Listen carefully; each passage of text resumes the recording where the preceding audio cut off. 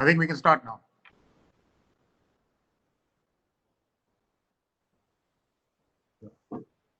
So good afternoon, everyone. Once again, I welcome you all to the ICCE conference on 9th India Mineral Metals Forum. This is the second session and the last session of this day, which is on raw material supply scenario and trade policy to encourage local manufacturing and effect of COVID-19 on national and international trade. I would like to welcome the panelists of this session. I would like to welcome Honorable Member of NITI Aayog, Government of India, Dr. V.K. Saraswat. Thank you so much, sir, for being with us this afternoon. Mr. Vishal Agarwal, Managing Director of Visa Group. Dr. N.K. Nanda, former Director Technical, NMDC. It's good to have you with us, sir, after a long time. I would like to welcome our Mr. Anthony Christenen, Director Mining Resources and Energy from TIT Queensland. Thank you for being with us from Australia.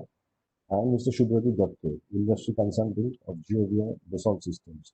Unfortunately, Dr. Prabhakar Chaudhary, who was also there in the program, he couldn't make it due to some exigencies. This session will be moderated by Mr. Vishal Agarwal. And I have one request for all the delegates. If you have any question, please put it in the question box in advance. So once the session is over, we can handle those questions. Thank you so much.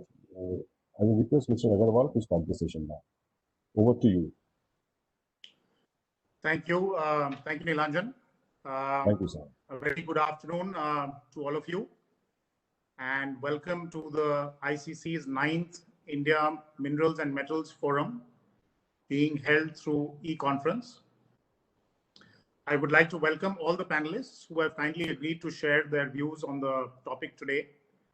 Dr. V.K. Saraswat, Dr. Nanda, Mr. Christensen, and Mr. Datta. As we move forward with the Honorable Prime Minister's vision of Atmanirbhar Bharat and the target of national steel policy to reach 300 million tons of steel production by 2030, we as an industry have great opportunities, but also many challenges. In this regard, we have to see how the decade 2000 to 2010 and 2010 to 2020 panned out. India was a mineral exporter country till 2003, when there was a policy to encourage value addition with assurance to grant iron ore mines and coal mines for those who set up value addition facilities. Due to this, a lot of investment happened in the steel, aluminium, ferroalloy, and power sector, especially in Eastern India. However, the mines were either not granted or were cancelled, and companies could not get iron ore and coal at cost, thereby shrinking the margins and making debt levels unsustainable. The iron ore production started increasing after 2015, when there was an MMDR mining ordinance, but there was uncertainty again in March 2020. The government has done a great job with successful auction of mines and by bringing the MMDR amendment ordinance in January 2020 to ensure smooth transition. However, the outcome of the auction has been quite surprising, with very high bid prices, and we have to see what are the implications of this going forward. So as we plan ahead for the decade to reach 300 million tons by 2030, the key challenges, in my view, relate to the iron ore supply scenario and prices, and the trade policy, which needs to encourage local manufacturing industry. So the topic we have today is very important: raw material supply scenario and trade policy to encourage local manufacturing. In this regard, I would like to highlight 5 critical points. The first relates to iron ore mine auctions. The key question here is, what will be the domestic iron ore production and supply scenario going forward in view of the mine auction transition and the premiums? And what does the outcome of the mine auctions mean for iron ore prices going forward? The MDPAs that have been signed for all the auction mines need to be executed within a specified timeline, else it should be put up for re-auction. The next lot of iron ore mines planned for auction should also be auctioned at the earliest, wherein priority should be given to the auction of working mines. And there also needs to be very strict monitoring and enforcement of iron ore production and dispatches of at least 80% of the EC capacity, which needs to be monitored on a monthly basis. The second relates to the iron ore export taxes. The iron ore export tax needs to be increased to ensure attractive domestic iron ore price for making investment in local manufacturing and encouraging domestic value addition. The exports of iron ore need to stop to ensure continuous supply of iron ore, a key raw material for growth for the domestic iron and steel industry. In this regard, there should be immediate imposition of 30% export tax on iron ore fines of below 58% grade and increase in the export tax of the above 58% Fe grade iron ore also. Third, in connection with coking coal, as a country, we are dependent on Australia for imports of coking coal, and the industry needs to diversify its sourcing on coking coal to Russia, US, and Mozambique, for which the government has already taken several steps to facilitate this. Fourth is regarding coke. Coke is a large industry in China. It is also a very large industry in India, but is getting adversely hit by the inverted duty structure between coking coal and coke. This needs to be corrected to encourage local coke industry for making investment in manufacturing for domestic value addition of imported coking coal into coke. The import duty on coking coal is currently 2.5%. There is also a coal cess, which is the GST compensation cess of 400 rupees per ton, which equates to about 6 to 7% at current coking coal price, which means the effective import duty on coking coal is actually around 8.5 to 10%. Whereas the import duty on coke, which is a value-added product and consumes approximately 1.5 tons of coking coal, is only 5%. So even if you take coking coal at effective import duty of around 10% and 1.5 specific consumption, the import duty on coke should be at least 15 to 20%, which can create a lot of local coke manufacturing capacity and reduce the imports which are currently happening from China and Colombia. The fifth and final point is relating to power costs. The power costs in India are very high for manufacturing and need to come down to make manufacturing competitive. On the one side, the IPPs are selling power at around 3 rupees per unit, and we are hearing of the solar bids of much below 3 rupees per unit, but the consumers are actually getting power at around 6 rupees per unit. This 3 rupee inefficiency has to be solved. Even the captive power plants, the cost of generation has gone up because of the 400 rupee coal cess and very high electricity duties. This needs to be subsumed with GST so that captive power generation cost can also be more competitive. There was also an announcement in the budget that the electricity duty paid by manufacturing units with captive power plants will be removed by implementing the remission of duties and taxes on export products. This may be looked into for implementing it at the earliest. With these 5 points, I will conclude with the phrase vocal for local. I have given some of my suggestions of how to support the local industry in the minerals and metal sector, which has great potential subject to the right policy framework. I would now like to request all the fellow panelists to kindly share their views on the topic we have today. May I start by requesting Dr. V.K. Saraswat, Honorable Member Niti Aayog, to kindly share his views. Good afternoon. To be part of this panel today, raw material supply scenario and trade policy. to encourage local manufacturing, particularly in metals and minerals. As all of you know, the metals and minerals, they play a very important role in the global economy. Mr. Agrawal mentioned many ideas which are dominant with respect to the economy of this particular sector, and we need to look at all of them. But we have to also look at what are the contemporary metal which are dominant in terms of iron ore, copper, gold, with almost 2 billion tons of iron ore, nearly 20 million tons of coppers, and 2,000 tons of gold produced every year.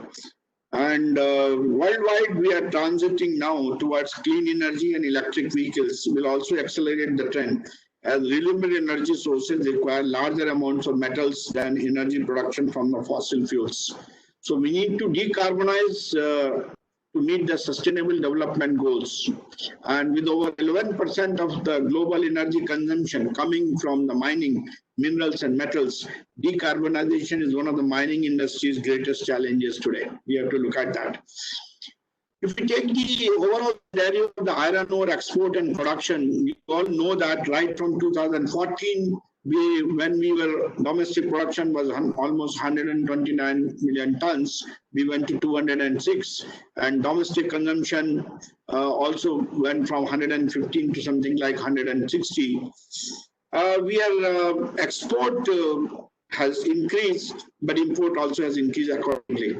So 30% export duty has been imposed on our exports, at 58% iron grade. That is the present situation. The current steel production is about 100 million tons, and we want that national policy about 300 million tons by about 2030. So if you have to meet that 300 million tons of steel, that means you'll be needing about 480 million tons of iron ore by that time. So we have to look at the new mining policy which has come in force from January onwards. So outcomes expected from the policy proposals is to increase the production of the major minerals by about 200% in 7 years. I've had repeated discussions on this subject. While the policy is looks quite attractive, but I think the points which have been raised by Mr. Agrawal, they are very pertinent. Implementation time, and of course the auction which is taking place today, if it is going to be at very high value, what will be its cost implication with respect to the iron ore costing, and ultimately will the steel remain competitive? So these are very issues which needs to be addressed. A proposal by the Mine Ministry to reduce the life of the captive mines by 5 years would significantly impact the raw material security of steel companies. And the policy also advocates that no mine should be auctioned as captive in future, doing away with the distinction between captive and the mines altogether. There has been COVID. All of you know that it has certainly impacted the metal companies and mining companies in a big way. Particularly the people have been affected because of the workforce, very important in these sectors. There have been logistical disruptions. Materials availability, shortage of upstream supplies significantly affected the ability to operate. And similarly, production shortages was aggravated by the logistics disruption due to COVID. And there is the uncertainty of the future demand also, in spite of the fact that we all are looking for major initiatives which the government has taken in terms of opening up the infrastructure pipeline and making more investment in that area. We certainly have to really gauge what will be the future demand post-COVID or in the COVID period. And that will certainly decide how we have to tailor our industrial output. The production flexibility challenges, mining and some metal companies do not have the operational flexibility to adjust production as quickly as might be required in this crisis. So we need to look at that. There are reforms to restore competitiveness should be directed to the following key objectives. If we have to remain competitive, we have to look at these. Reduce time to value and risk to mine developer by re-engineering the process of granting permissions and licenses. The time element is very important. We have to unlock the reserves by faster exploration and commercialization, thereby reducing cost through enhanced supply. And this is again the time from auction to actual mining and then sending it to the steel plants. That is a very important factor. address evacuation challenges through heavy mechanization and encourage development of organizations that solve this problem. We have to reduce the cost of mining through rationalization of taxes and duties. I am with you on this cess kind of a thing which is there prevalent and which is making us less competitive. I have been actually recommending that this cess should go, and which will certainly lead to greater production, higher value addition, and exports, which in turn can increase the gross revenue collections. And certainly one aspect which cannot be overlooked is the recycling more to improve the sustainability and cost. That should be our. So post-COVID, we have to look at the following priorities. One is the highest number should be, we have to build resilience, and that should be about 27%. We have to, productivity gains, efficiencies have to go up, and environmental sustainability goals have to be met. Tailing management and safety is a major, and we have to also be alive to the climate change and responses thereof. There will be certain benefits of the smarter use of materials post-COVID in the economic recovery. For example, the natural resources certainly will go up, reduce the rate at which natural resources are depleted. Economic development, reduce material supply dependencies and increase circular economy opportunities. Waste emissions to be brought down, reduce waste flows, emissions, and reduce costs for producers and consumers. Environment impact has to be reduced, and innovation has to be the key word. We have to really work in that direction. Now, there are 7 trends which are going to shape the future of mining and metals industry. One is the transition to a low carbon economy. We'll have better access to the resources, which is the new policy will bring in. And there'll be better and new ways to finance the mining sector. And social contract for mining will emerge. And the new thing that is going to happen is that due to the disruptive technologies which are coming, big data, and that will help us in improving the mining process. And geopolitics of the mining will certainly be affected by these technologies. And there'll be a modern mining workforce which will be equipped with all these smart systems. The climate smart mining building blocks will be climate mitigation, climate adaptation, reducing material impacts, and creating marketing opportunities. There will be, that means you have to, in the opportunity, you have to de-risk your investment for low carbon minerals, leverage the carbon finance instruments, robust geopolitical data management. All this should become part of your smart mining building blocks. We are always worried about the availability of coke, and so making steel without coke should be our major effort. Average blast furnace needs about 800 kg of coke to produce a ton of steel. To manage carbon dioxide emissions from steel industry, coal gasification is the way forward. We are presently working with the coal ministry in a big way to see that coal gasification is given the necessary priority. The syngas has replaced the costlier natural gas being used by the other direct reduced iron DRI manufacturing across the globe. I think we have to also enter into the same field. Coal gasification provides alternative avenues for vast consumption of high-ash Indian coal. That means we can become independent of coke with respect to that. And there are distinct advantages of doing that. Second thing is smelt iron using electrolysis process, in which and in way of separating iron from its ore, but a promised commercial scale demonstration is yet to appear in this area. But this is going to be a major method to precipitate the iron out into the positively charged electrode. The domestic capacity expansion with special reference to secondary steel sector. The secondary steel sector in India currently contributes about 40% of the total capacity, and it will need to play a crucial role for India to reach 300 million tons, and need to identify challenges to capacity expansion in the country with a special focus on the secondary steel. Recently, India is focusing on curbing import on auto-grade steel. Then we have to also focus on demand generation. Despite being the 3rd largest steel consumer in the world, India has per capita steel consumption that is only 1/3 of the world's average. Indian per capita consumption of steel is 74 kgs against the world average of 225. Second thing is higher value addition. We need to develop new chemistries and encourage local production of steel with high performances. We have to focus on value addition of steel by producing a special grade of high performance steel, alloy steels, and defense grade steels, aerospace steels. These are auto grade steels. They will fetch you more value to the work which you are doing today. So there are new supply chain opportunities which will emerge. Climate change mitigation will create new natural resources and supply chain opportunities and dilemmas, because substantial amounts of raw materials will be required to build new low carbon energy devices and infrastructure. Metals and minerals such as cobalt, copper, lithium, cadmium, and rare earths needed for technologies such as solar, photovoltaics, batteries, electric vehicle motors and turbines, fuels, and they will be the order of the day. We'll have to enhance and coordinate international agreements on responsible mining and traceability in order to establish mineral supply justice.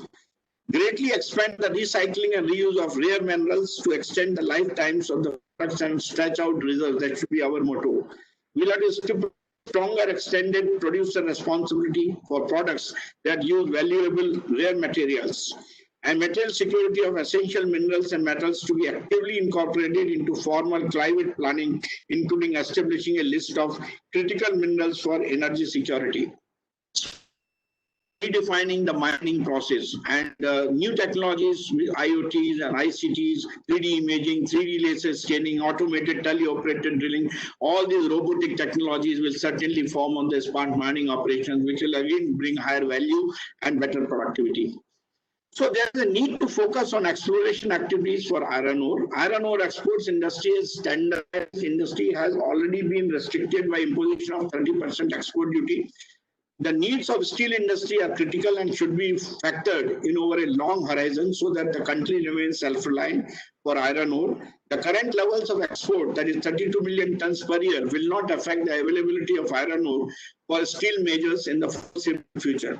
Technological upgradation is required in the beneficiation plant so that lower grade iron ore can be beneficiated to the required levels. It is always a better proposition to export value-added items rather than high-quality natural resources, and therefore a balanced approach and a long-term view is needed. A balanced view on the needs of mining industry, pellet industry, steel industry, vis-a-vis availability of iron ore reserves need to be taken so that the natural resource strength may be exploited in a diligent manner. So I would like to recommend the following way forward. Promote end-of-life recycling of metals, including specialty and rare earth metals. Streamline value retention process by eliminating regulatory barriers that prohibit the VRP products within and between countries. Devising concession agreements that ensure companies operate responsibly, and incorporating social and environmental assessments in national and local development plans, ensuring transparency and accountability. And we should also regulate financial markets to combat commodity price volatility and tackle illicit financial flows. The most important thing in this case is that the gravity of this pandemic gives us a renewed recognition of the interconnection between societies and nature. To build back better, smarter use of natural resources is the key. From the way we generate wealth to the way we live, move and eat, we must shift to a new paradigm of resources use that is socially equitable, economically resilient, environmentally healthy. The new mining policy, in my opinion, certainly addresses some of these issues, but implementation and interaction with the industry partners in terms of the taxations and tariffs, wherever there trend that we have got inverted duty structure, wherever we see that the cess is more, wherever we find that the auction process is getting delayed and the values are getting so high that its competitiveness will be lost, I think we have to take corrective action during the implementation phase. If we don't do that, then we will not be able to achieve that 300 million tons goal. And finally, I would like to say it is important that the technology has to find way into all processes, that is the steel production or the mining. If the technology is not getting into the way and we continue to do the same process as we have been doing in the last 40, 30 years, I think we will not remain competitive. So it's more important that in the process of raw material supply, scenario and trade, it is important that technology gets the necessary input in the process, and that is where investments would be very important, and upgrading the skills of the people who are going to handle this process is also very important. With this I close. Thank you very much.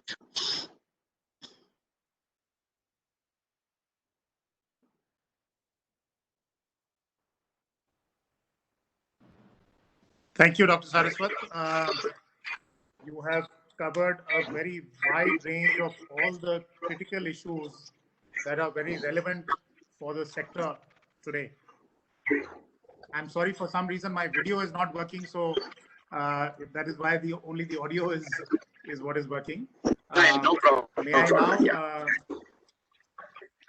May I now request Dr. Nanda, former Director Technical at NMDC, to kindly share his views.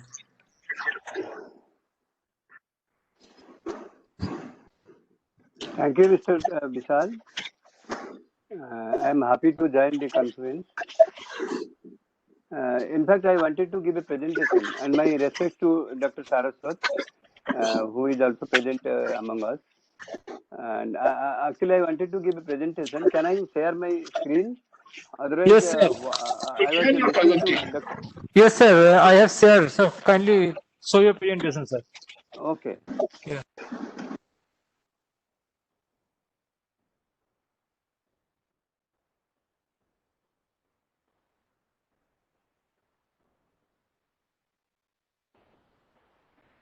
So, thank you very much.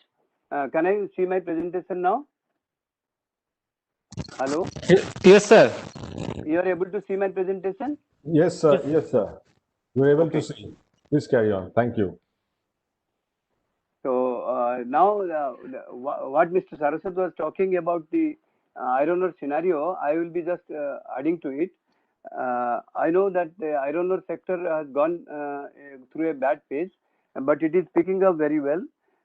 What we are talking about the sector is that technology, what Mr. Saraswat was talking about, that in mining, important is the technology should come in, and I feel that technology should come in, because the cost of production and the technology both are together go tandem. Otherwise, it is very difficult to maintain a low price, or you can say optimize price to be in market. So what now I am talking about, the prices of iron ore still are continuing to show positive sentiments due to the unexpected demand from China.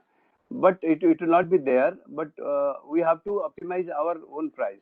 Iron ore prices has crossed now $112 for 62 Fe in July, highest in August 19. You can see the graph that parts iron ore index prices has gone up, and what it has been affecting us, that now the difference between China export price and the Indian domestic iron ore price about 60 USD. So hence, even with the 30% export duty, exports are becoming profitable. So what we were talking just before, that whether the export taxes, which has been above 58 to 30%, and whether we should go for below 58%, is a very subject for discussion. So a balanced view is to be taken. Otherwise, what export, you can see that next slide, that iron ore production domestic, iron ore export is increasing. And if you compare the 18-19 export and 19-20 export, you see the export has gone up to 25 million ton, and the import has come down. And similarly, if you see the export in million ton for April to June in 2010, it was 5.16 million ton, when in April June it is 9.47. So you have to have a check on this, and because the import is coming down, it is well, but export we have to control. Like in pellet export, if you see, it is also increasing. But I would like to say that pellet export, because pellet uses the low-grade material which can be beneficiated and can be pelletized. So pellet export duty should be controlled, and pellet export should be encouraged, so that the local market, local industries which are involved in pellet making will be flourished very well. And if you say April production is also has come down. Last year it was April 19, if you say it was 19 million ton, when in April 20 it is become 6.82, and this is obviously because of the effect of the pandemic. And iron ore production for major miners, if you the globally, if you see, it has also been in a low side. Indian iron ore production is slowly picking up. During April-May 2020, production was 31.03 million ton, with a fall of 48%. But if you see only month of June, it has shown great recovery. and export of iron ore and pellet in April-June 2020 have increased year-on-year due to high demand from China. Production from Odisha has also fallen sharply in Q1 due to delay in start of auction.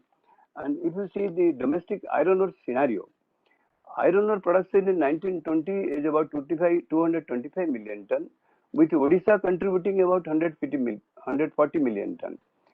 Odisha iron ore production expected to drop to 120 to 130 this financial year due to reduced domestic steel demand due to pandemic and also delay in resumption of auction mines whose leases expired in March 2020.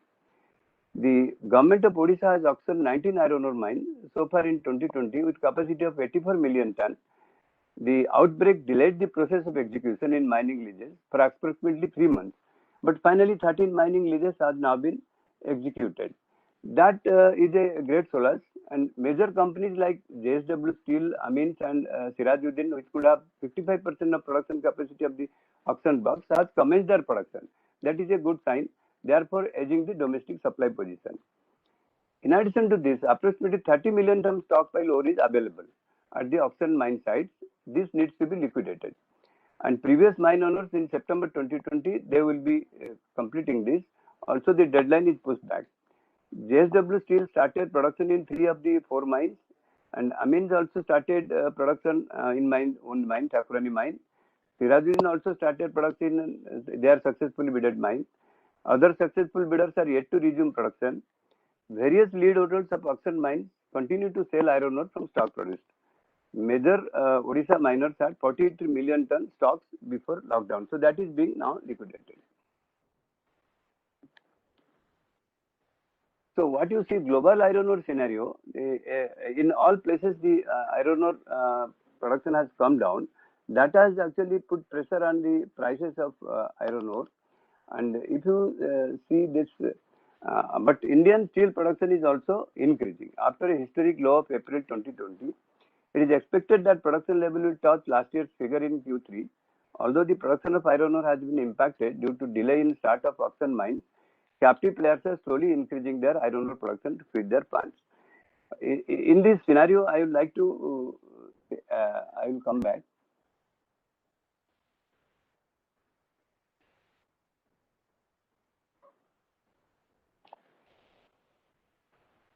So in fact, the iron ore mining, the cost of production is need to be controlled by in one or two ways. One is the transportation of iron ore is now going by the rail, which is also very costly, and the logistics support like the slurry pipeline and the beneficiation of iron ore, these to be definitely has to taken up, because gradually the high grade iron ore is getting depleted, and unless the beneficiation is given more important in the mining operation chain, it will be in future it will be very difficult to get only the high grade. So by taking up the mines which are being auctioned now, which are in the operating earlier, and it will definitely give new life to it by taking more and more beneficiation schemes, and more mineral processing technology is to be adopted. What Dr. Saraswat was telling, that technology is one thing which is to be adopted by us. One more thing is to be needed in mining sector is the digitalization, because in mining the digitalization is in the backseat, and many of the sectors, small mines and the unorganized mines and the larger mines, they are different. So many small mines are not adopting this digitalization because of cost. So there is a need to optimize the cost of the digitalization, so that the group of mine or a small mines also can adopt that. And in large mines, the digitalization is required because to check the cost of production. So these one is logistic, another is the digitalization. All these things is the key parameters which have to be taken care of. So that is my views, and I thank the organization for to be with you all. Thank you. Thank you, Dr. Nanda. You've covered the iron ore issue very pertinently, raising the relevant issues. We'll come to some of those points during the session after all our panelists have shared their views.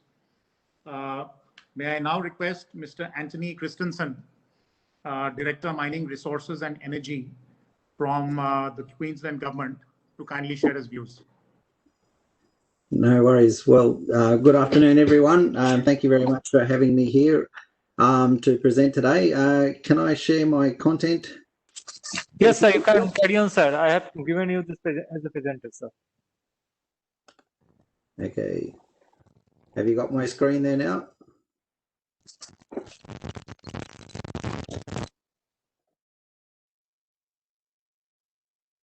Can you see my screen? Yes, sir. Okay.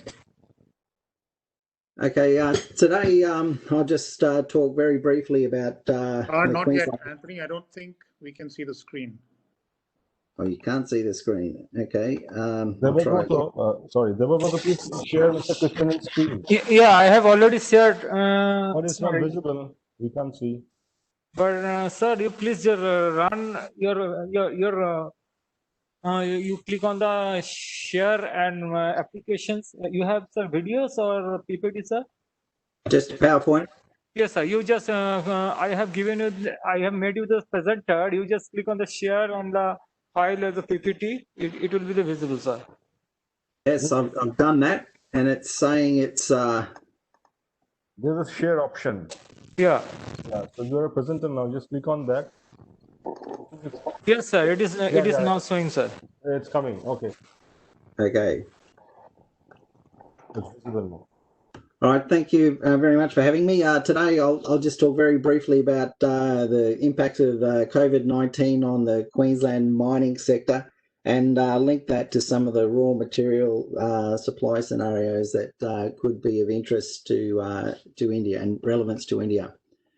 First, a brief introduction of who TIQ is. I will talk briefly about the mining production side of things, exploration, and finally, mining equipment technology and services, and how each of these aspects of the Queensland resources sector could contribute to India's raw materials supply scenarios. First of all, Trade and Investment Queensland is the Queensland Government's dedicated agency for global trade and investment. We have a network of 16 offices around the world, including an office in Bangalore. That office is headed up by Gitesh Agarwal, Trade and Investment Commissioner for India for Trade and Investment Queensland, and he is assisted by Parthiban Jaykumar in the mining and met sector. Our key role is to connect the world to Queensland and Queensland to the world.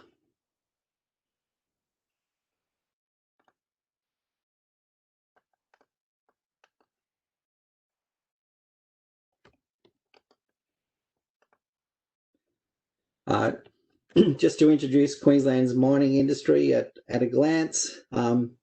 Basically, the mining industry is extremely important to Queensland. It's worth more than $73 billion to the Queensland economy, or $1 in 5. It is directly or indirectly responsible for 1 in 7 jobs in the state. Globally, Queensland is the largest exporter of metallurgical coal in the world, the second largest exporter of LNG, and a top 3 producer of aluminium, lead, and zinc.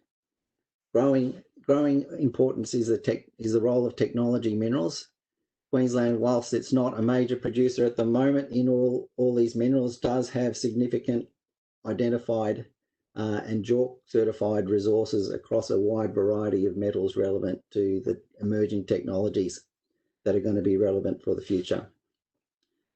They're just listed there on the slide. You can peruse them as you wish.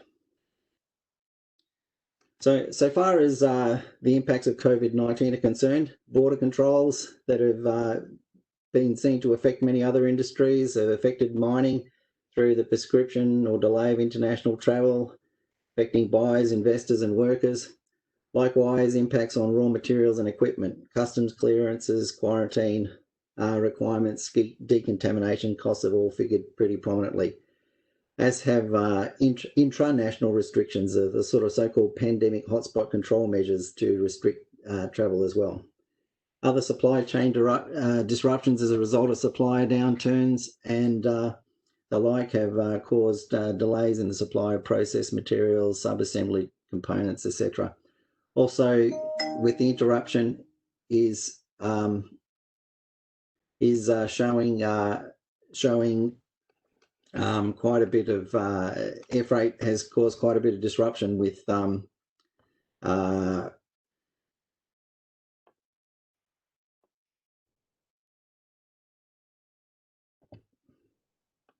sorry, I think I'll just change my display settings. I think you guys are seeing two slides at once.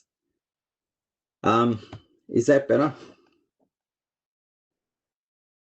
Okay. Yes. Okay, sorry about that.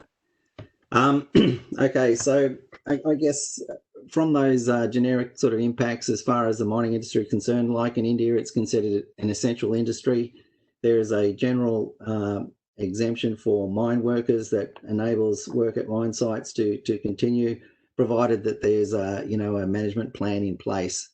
Also exemptions for people that are resource sector supply chain workers, so transporting of goods, and freight and workers working and repairing critical infrastructure.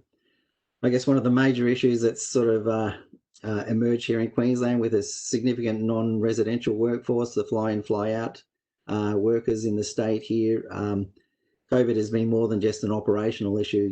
It raises social license to operate issues with the local community, with people coming from further afield and interstate, even internationally, to work at our operations has presented risk to the community. So communication with the local community has been essential.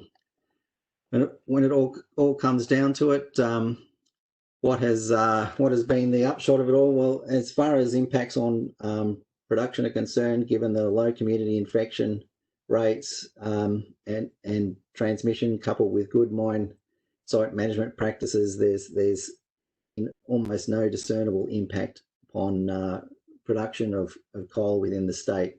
From very early on, the concern for producers has been the downside demand impacts as a result of COVID-19.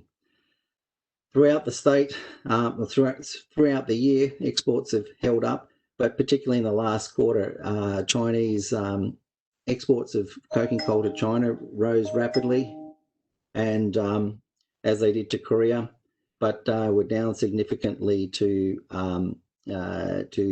India and Japan.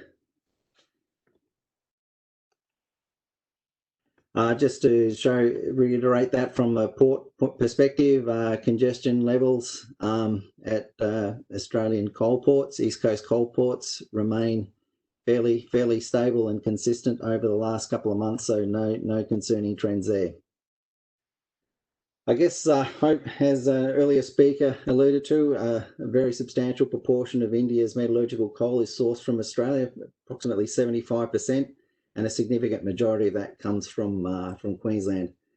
Queensland, has been a reliable supplier of metallurgical coal to India, and it sees its role growing in the future. Given the long-term outlook for metallurgical demand, or growth of metallurgical demand for coal in India, we suspect this position will strengthen, and hope that India will invest further in the Queensland coal sector.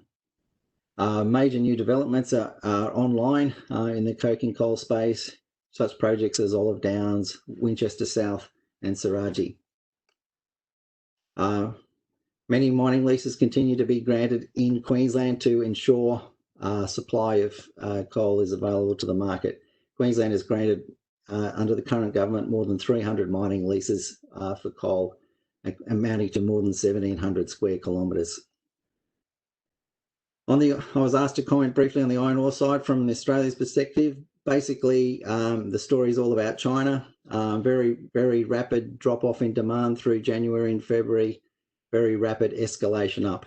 Approximately 87% of Australian produced iron ore goes to China. Other aspect I'd talk on is mineral exploration. The exploration industry in Queensland is highly dominated by a large number of junior miners. The map in the middle shows the distribution of mining tenure. the purple being junior exploration, the mustard colour being mid-tier, and the green being the majors.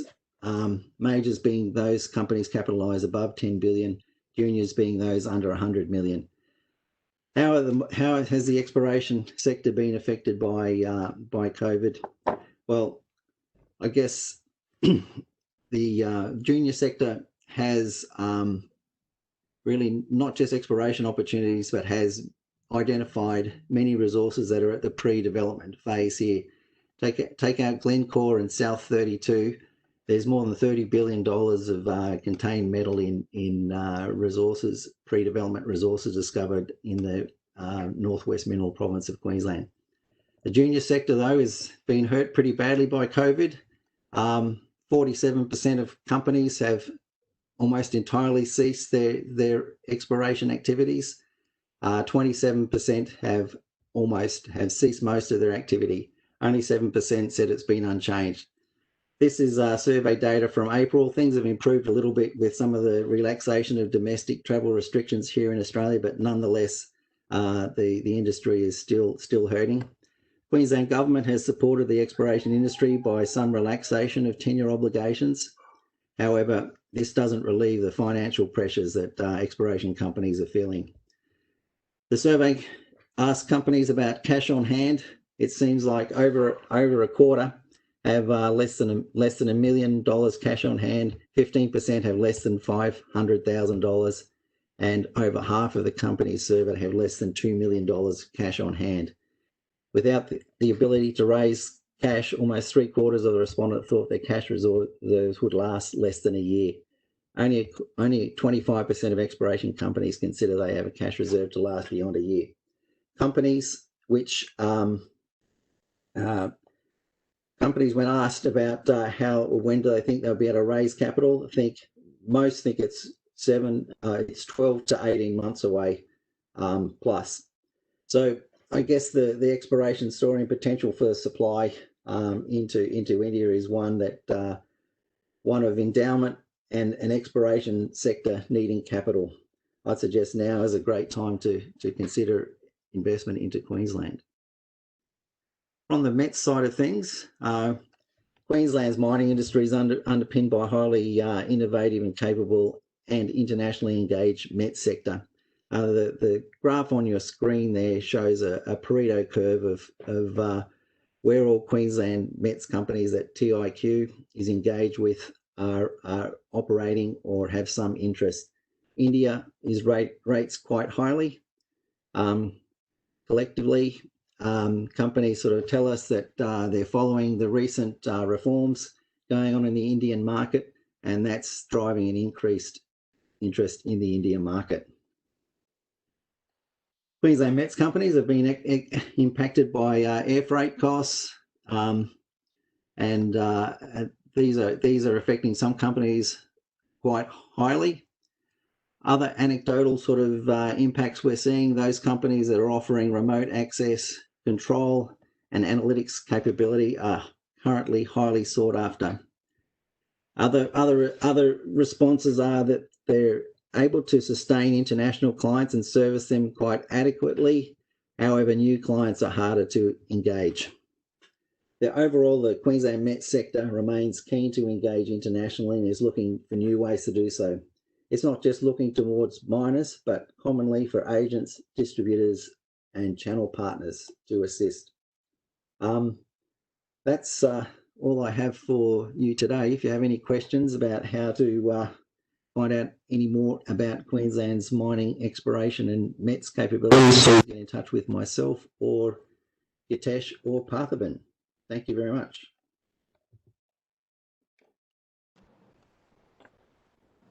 Great. Thank you so much, Mr. Christensen, for that. That was a very thorough presentation around what's happening in Queensland on both coking coal and iron ore, which are very key raw materials for the steel sector. We'll come to a few points during the Q&A session. May I now request our final speaker, Mr. Datta, who is with Dassault Systems, to kindly share his views. Yes, hope my voice is clear to you. Yes. Okay, let me share my presentation. Yes, sir. I have given you the presenter permission, sir. Yeah, thank you. Let me Welcome, sir. present my screen. Yes, sir. Let me know if my screen is visible to you. Yes, sir. Yes, can be visible. Okay, Yeah. okay, thank you. Welcome, So, sir. good afternoon, everyone. Thank you very much for this opportunity. So, I'm going to spend some time on 3D Experience Mine, which belongs to Dassault Systems for digital transformation in mining. As Dr. Nanda clearly mentioned that the digital transformation is the key factor to boost up the mining industry in this trying time. So I'll share some slides as well, some enlighten and spend some time on that 3D Experience Mine.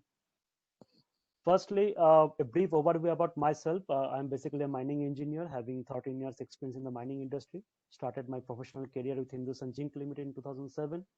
Now associated with Dassault Systems since 2011 and focusing more on mine planning and project evaluation studies throughout the whole mining value chain.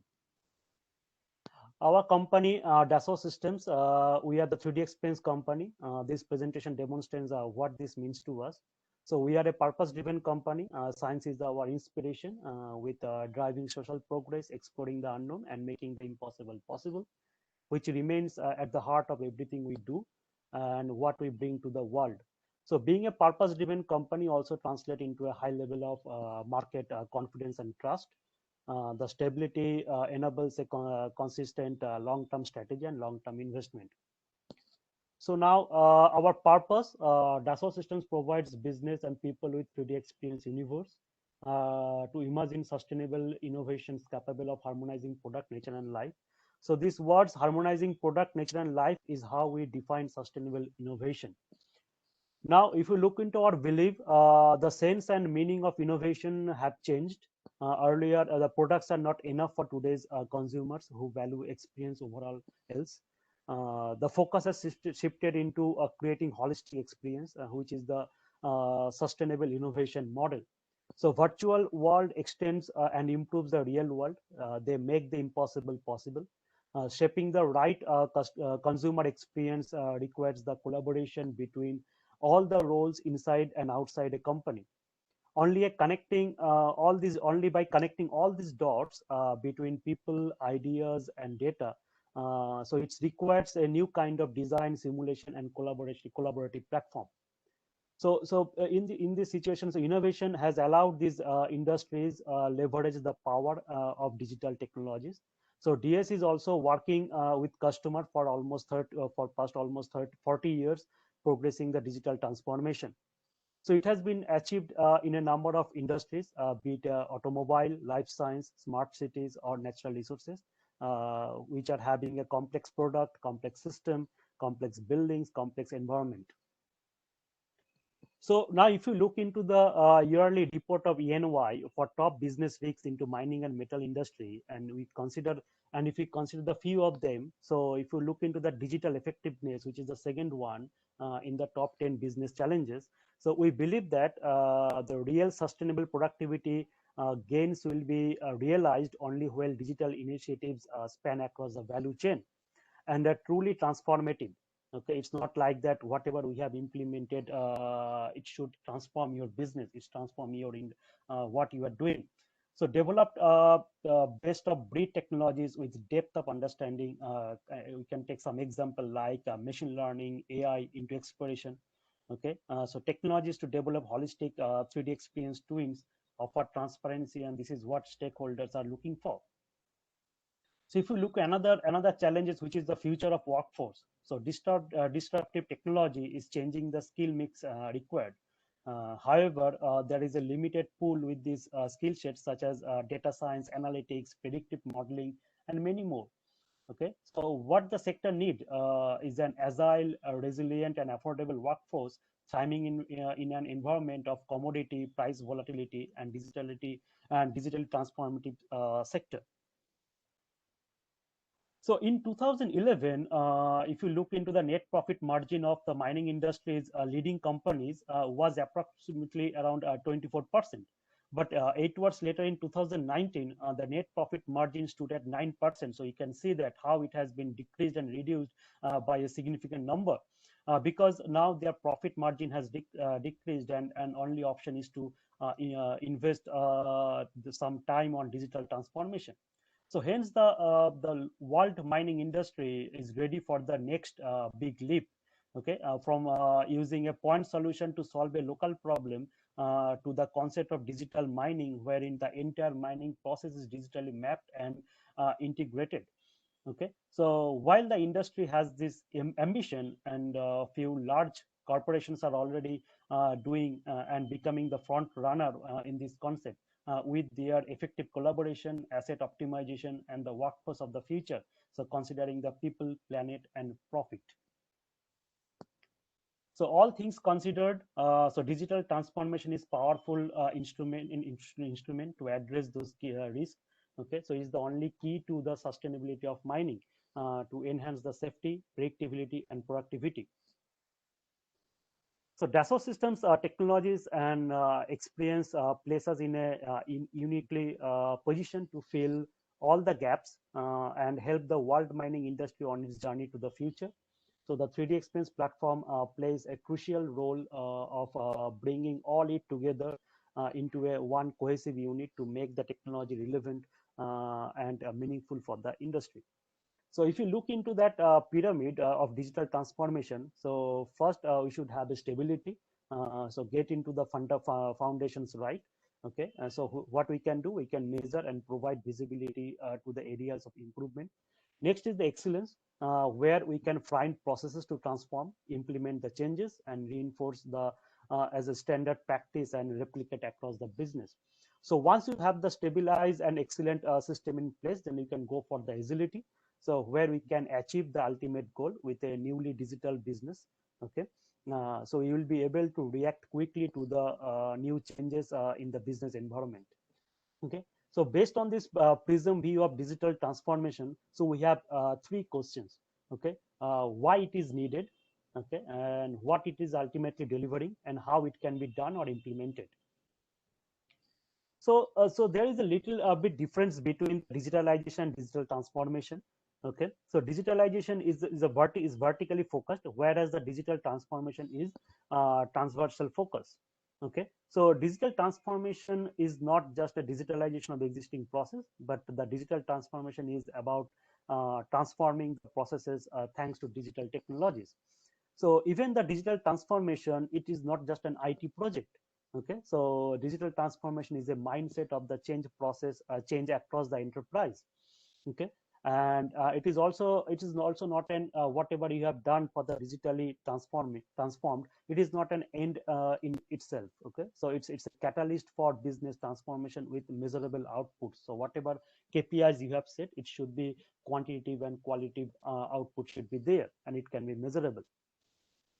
So if you look into the Dassault System 3D Experience Mine landscape, so 3D Experience Mine is the virtual universe or the digital twin of the mining businesses, operations, exploration properties, construction projects, so everything. Okay, so with it, you are in full control over all aspects of your business. So everyone in the enterprise is connected together. So it's a data-driven decision making. Data is the heart of any kind of decision making. So data is the asset for your every work you do. So the right data is available when and where it is needed. Every required detail about efficiency of the equipment, cost, everything is accessible in a single repository. So the leading design, engineering, model, tools, everything are also fit into that collaborative platform. Say for example, the parametric design of your pit that cascades changes and informs people about the impact of this before they are made in the real world. So you can make multiple scenarios and you can see how it is impacting in your real world. So you can simulate it, and you can simulate it fully in the virtual world to try out and any idea to see that what is the impact and in the real world before you make any changes. So this collaborative platform with end-to-end traceability and single version of truth So it's a complete mining platform to centralize, share, and manage all data like your mining resources, reserves, your mine designs, your production schedules, your analytics, your historical data, everything. So with the ability to rapidly identify problems and introduce the improvements. So leverage all your data discretely or together or to answer small or large questions. Okay. So for example, like stockpile being utilized most cost efficiently or not. Okay. If we decommission the plant servicing one operation, expanding another one at a second location, so it could be service both the mines. So it is going to give you more options, as well as it will give you more what if scenarios. So there is a one case study I'm going to take you through. This it has been done. We are working with Debswana. It's a company from Botswana, Republic of Botswana, with De Beers. Okay, so they are embracing the 3D Experience platform to enable mining transformation. Okay, so they have identified few challenges into their operations. Okay. In their mining resource management, mining and ore processing. I'm not going into detail whatever the challenges, but these are the different verticals where they have identified some challenges. And they would like to leverage the Dassault technology. They would like to leverage the technology which are market leader in the industry to address these challenges. Okay, with the introduction of IoT, machine learning, big data analytics, the augmented virtual experience, and the blockchain facility. So they are having a dream. So they are very much clear about that, what their mine of the future will look like with a sustainable and safe mines, connected financial insights, connected maintenance, connected operation, secure operations, connected workforce, unified communication, connected risk management, and digitally ready IAM. So these are the things what they are actually looking for, so that they can connect each and every stakeholders, each and every people, and the product into the single repository, and they can introduce these things. So they are looking for a unified platform for bringing together the technical processes. Okay, so to achieve the multiple business goals like collaboration, integration, common data, modernization, and rationalization. So there is a small video what we are doing. So this is the virtual experience of a mine, okay, where you can simulate and evaluate impact before making any action plan. So this is the complete view of your 360-degree view of your mines with all the equipments, all the machineries, okay.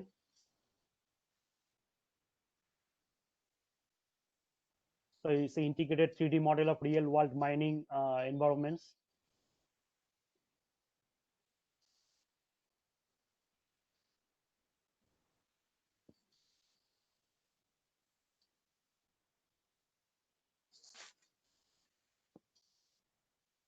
So it is also connecting your open pit with underground also.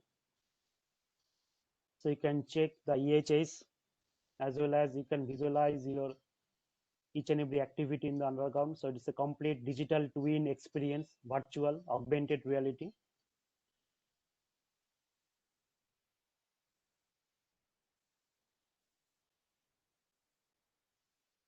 So to conclude, so digital world enhance the real world. So you can begin your digital transformation with the Dassault systems. So it's the path to the future of mining with our 3D experience mine. So as everyone, we are talking about the digital transformation is the key to the success. And as I start that the net profit margin of the top mining companies are now getting reduced due to introduction of lot of rule, lot of act, and these things. So now, how we can maximize their profitability, considering the productivity as well as the safety of your mines. So this is the only option to move ahead. So thank you very much. So if you have any questions, please get back to me. Okay, we can also connect with our social media updates also. So you can connect with our social media links as well. Thank you very much. This is from my side. Thank you, Mr. Datta. Thank you. That was a fascinating presentation. Good learning. in terms of how the technology has progressed and how it can also transform the mining sector and bring efficiency through digital mining. Thank you. Thank you very Friends, much. if I may now open it up for questions. If anybody has any, we'll start with a few that have come in the context of the export tax, and maybe Dr. Saraswat and Dr. Nanda can take this. There is a 30% export tax on the plus 58% Fe grade iron ore, but on the below 58%, why is there not a 30% export tax? Because ultimately there's a lot of beneficiation and pellet capacity that can be using the low grade fines domestically, and we would rather export pellets than the low grade fines. So any thoughts or comments on that from any of the two of you?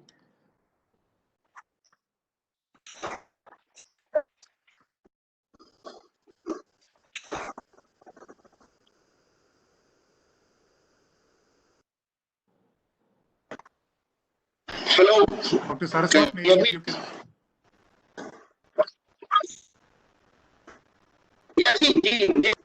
Yes. Yes.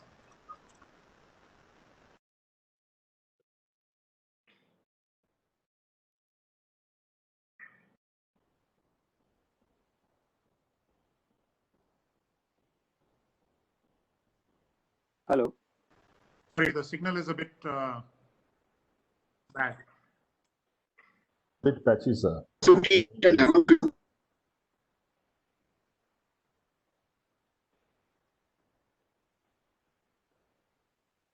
We are missing you. We are not able to.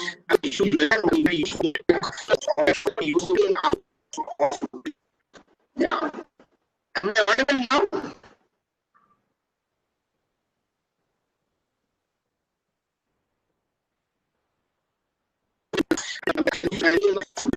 Hello. Hello. Dr. Nanda, you want to go ahead? I think. No, I think Sorry, now he's getting. Dr. Saraswat, we could not hear you. If you could kindly repeat, please. The line was a bit bad. Yeah. Can you hear me now? Yes, it's a bit better. Not yet. Yes, sir. Yeah. And below 110 and up. Idea was to promote pelletization of the fines and then export, because that has a much higher value addition. So export was promoted with respect to that, and hence the export duty was not put on that. So now, if the pelletization is not picking up for some reasons, this can be considered motive in putting this particular division of duties between 58 and above 58 and below 58. This is my understanding of the subject, but maybe Mr. Nanda can highlight better. Mr. Nanda?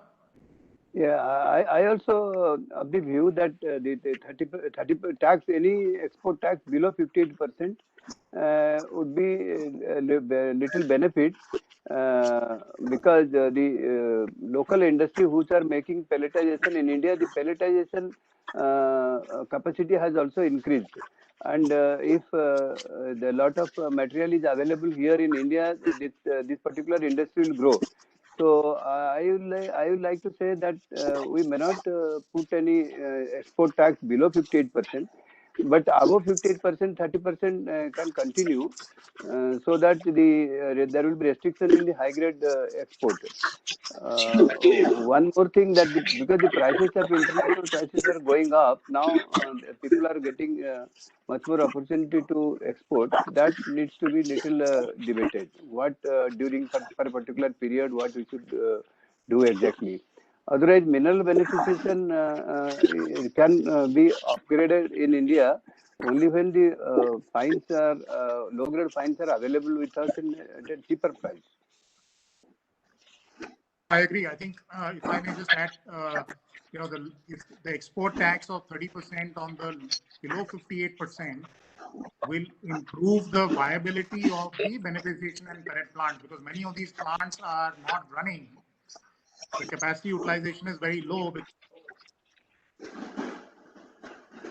Yeah. In that case, what I was saying that when our export of pellet can be allowed, so that if there is in the export of pellets, we should encourage instead of encouraging export of low-grade iron ore. That I want to tell. Value addition is to be given more priority in India, not that the raw material being exported. That is my view.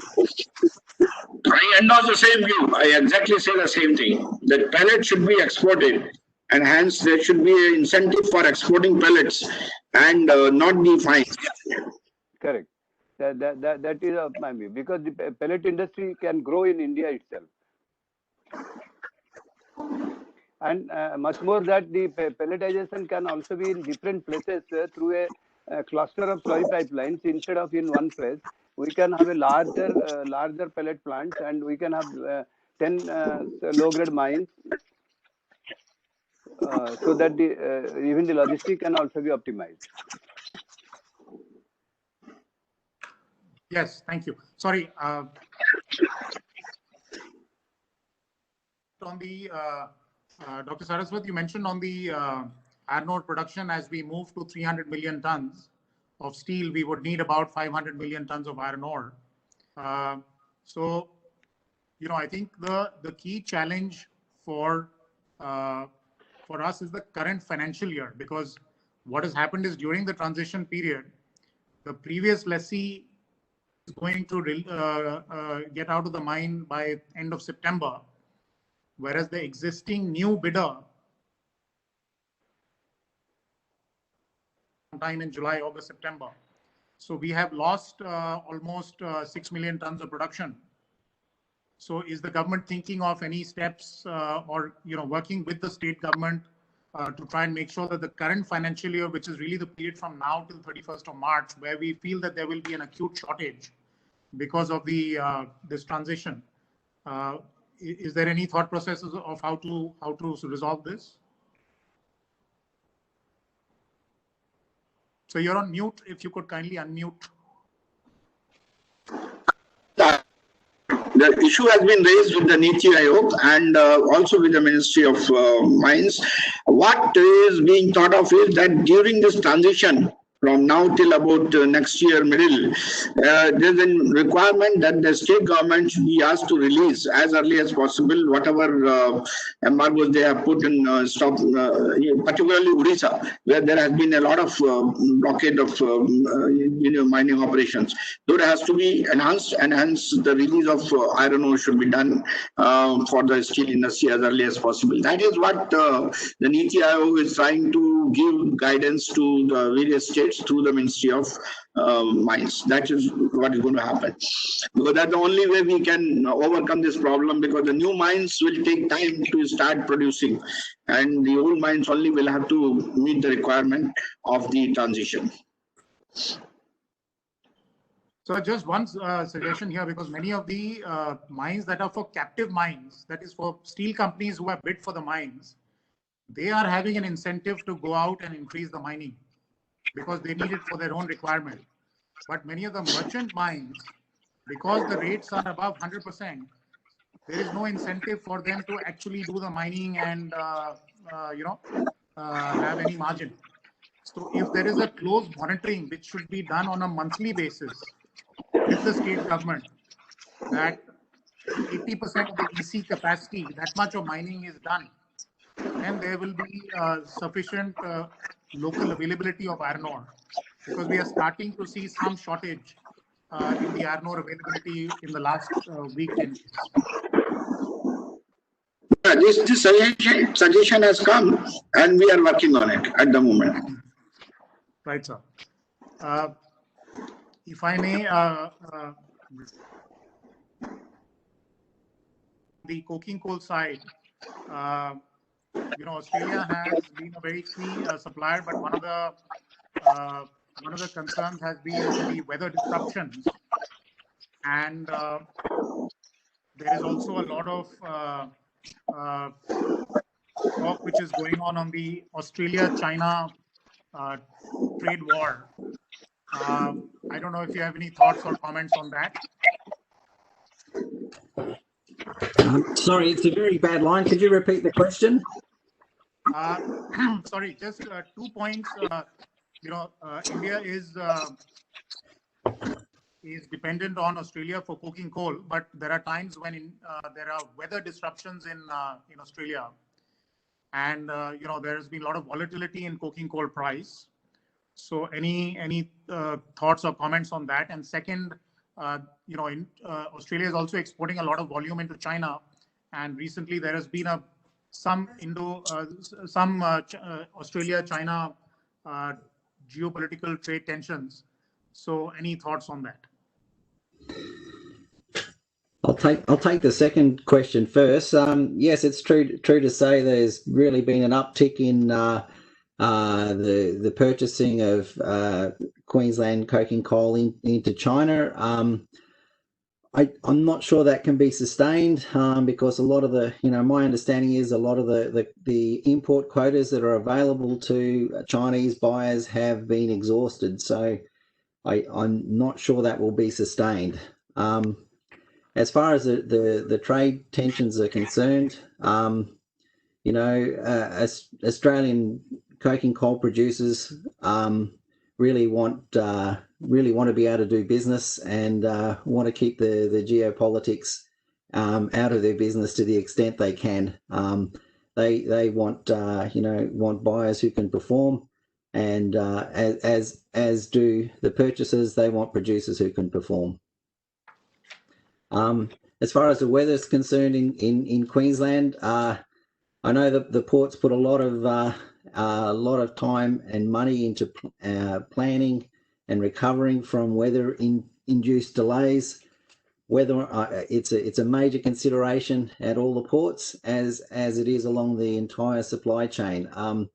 But when you have inland flooding events and cyclonic weather conditions, it's pretty hard to keep operating. So I'm not really too sure we can do much to improve that. Thank you. And maybe a question for Mr. Datta. Yes. You shared the experience on digital mining in Botswana. I was wondering if anyone in India is starting to look at digital mining, and what impact can this happen on the cost of mining, and whether this is also relevant for exploration. Yes. So as I mentioned that, so digital transformation is not only for digitally transforming a single department. So it is applicable throughout the mining value chain. So it starts with your exploration to your planning, then the operations, and then sell the material or rehabilitate. So everything, all the throughout the mining value chain. So already top miners like Vedanta, Adani, your Tata Steel, they have all started NMDC. So they have all started the discussion. Okay, they now they started understanding the value of the digital transformation in the mining. Okay, so as I mentioned that earlier, the profit margin was huge. Now it has been drastically reduced. So this is the only way to move forward. So already we are in touch with the big miners, and people are not only us, but there are also other players also. So the thing is that yes, the miners now started discussing with the solution providers. The thing is that now they are also trying to minimize the gap between IT and OT. So whatever they have planned, how they can easily and optimized way they can implement at the mine site. So there will be a communal harmony between each and every activity, and should be measurable. It's not like that whatever they are doing, there is no such traceability of that, but it should be measurable. Okay, so they can see that and how their mining cost is decreasing. So that's the only way. Thank you.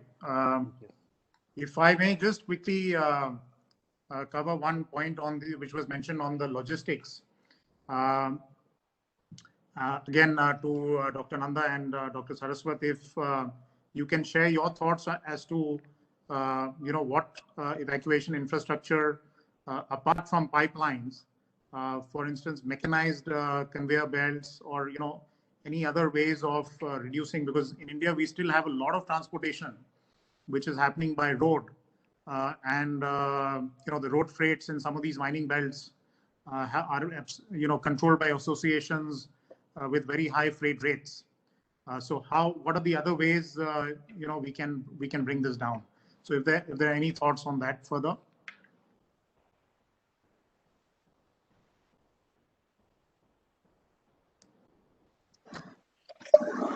I think the dedicated freight corridor is emerging today, and at least in some sectors it is going to be operationalized as at the earliest.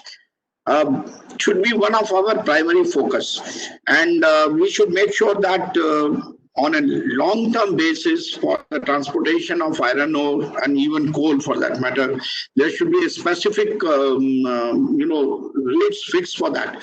Because I was given to understand way back that this classification of 140, 145 and all that, which the Indian Railways have been doing for many years, and particularly supplying in the Naxalite affected areas and all that, has been a major issue. So these ought to be resolved with the dedicated corridor. That should be the main focus as far as the transportation is concerned.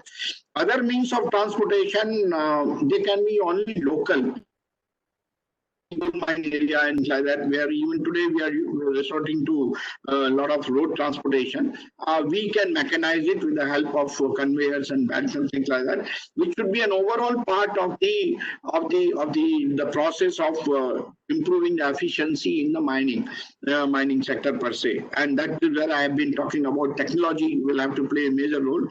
And gentleman, Mr. Datta, had been talking about digitalization, and digitalization is all related to ICT technologies, which will bring in a huge segment in terms of transportation and logistics, including the blockchain, which is becoming disruptive technology for logistics management.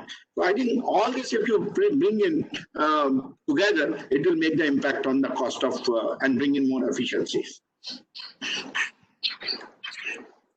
Thank you, Dr. Nanda. You're on mute, so if you could unmute. Dr. Nanda, you're on mute. If you could unmute yourself. Yeah, I fully agree with Dr. Saraswat sir, and the long distance freight is to be actually optimized, because as he was already telling that in Baladila region in NMDC the cost of transportation is very high because of the classification by railway. All this has to be optimized. Apart from that, within 10 kilometers of a mine, if the steel plant is there, or even 20 kilometers, you can have cross-country conveyors like pipe conveyors, and all this can be, in many places it is being used. Long cross-country conveyors, maybe about 10-20 kilometers. That will also add to the transportation using the area. And what we are also doing now, optimizing the cost of the transportation inside the mine area. Like like Mr. Datta was telling about the digitalization, like single flight conveyors, instead of earlier breaking the conveyors into three, four transfer suits, that will also optimize the cost.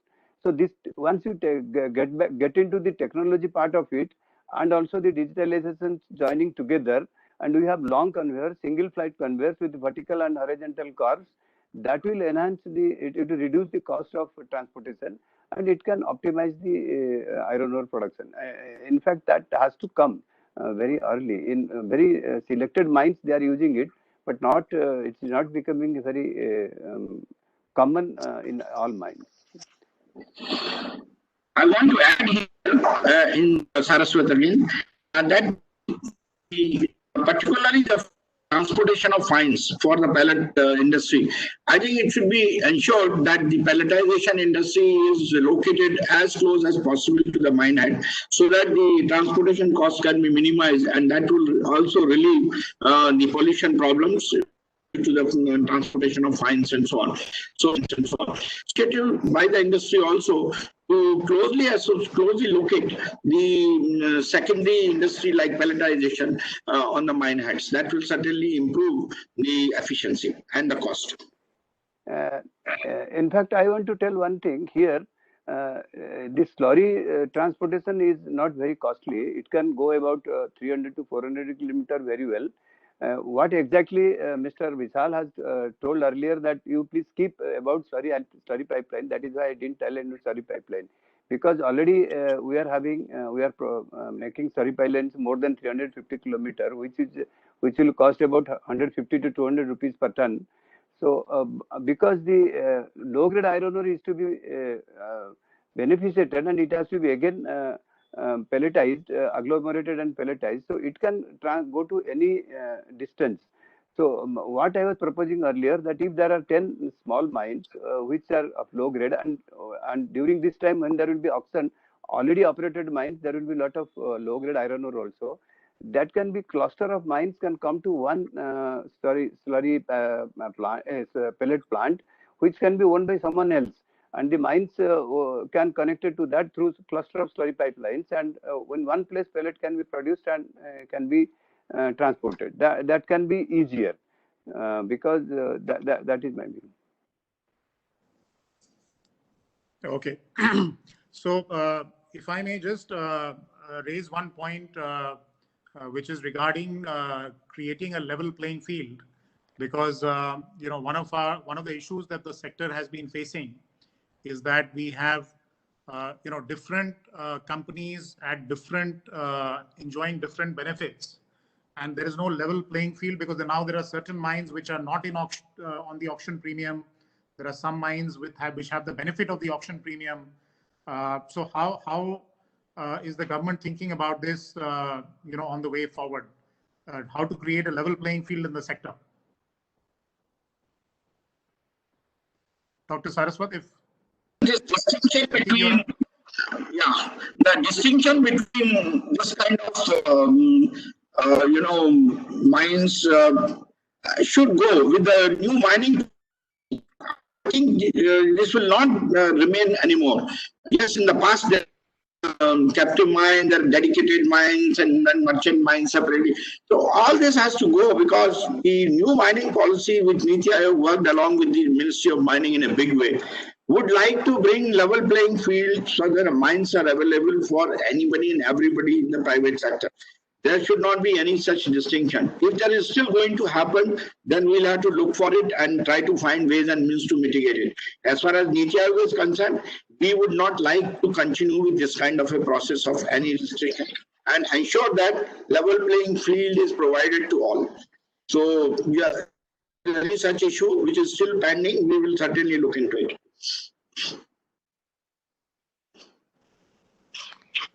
Right, sir. We are now at the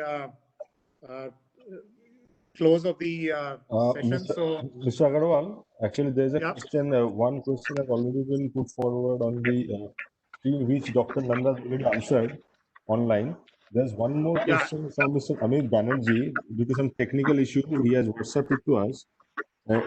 Any one of you can take it up. It is, why in India coke oven, that is BF plus BOF steel, is preferred route to hot mill steel rather than gasification based DRI? Can you hear me? Yes.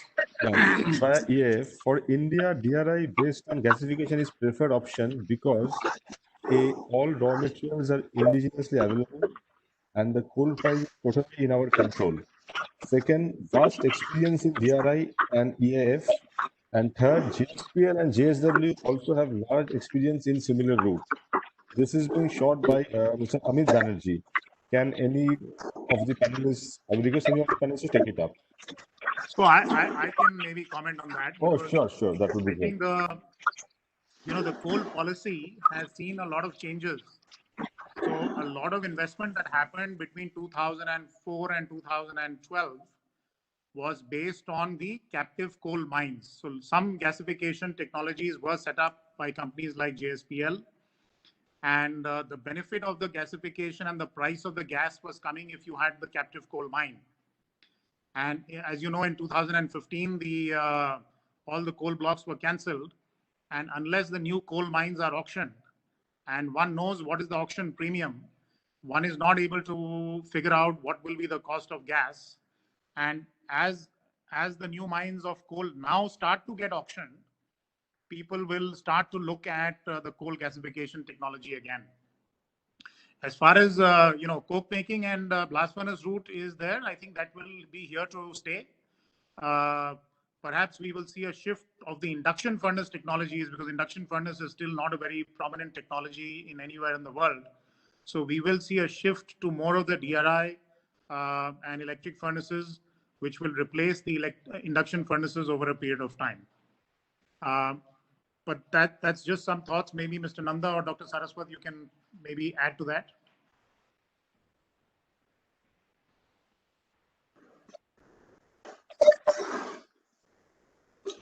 In fact, the ministry has already, in my talk, I mentioned that the coal ministry is already going ahead with the incentives for gasification, 20%.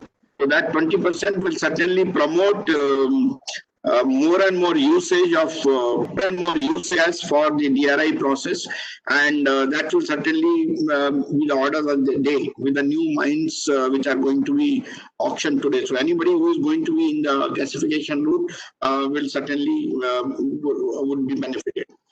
As far as the other processes are concerned, I think they will continue to some extent, whether it's a blast furnace route but the electric arc furnace route and the DRI, they will certainly be the order of the day, because that is going to be the most beneficial process at the moment.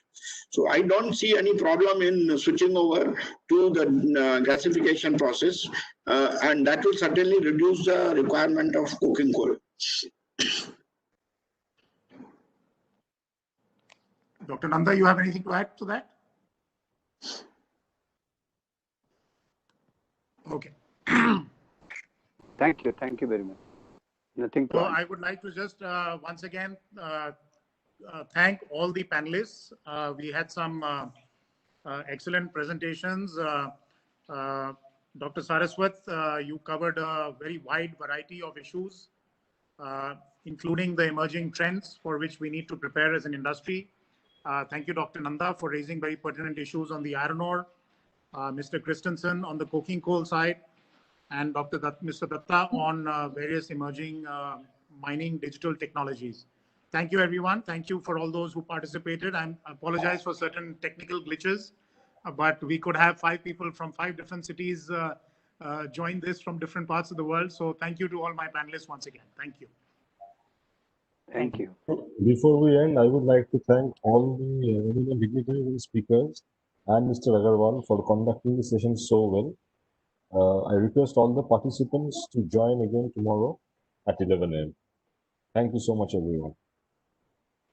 Thank you. Thank you. Thank you very much. Thank you.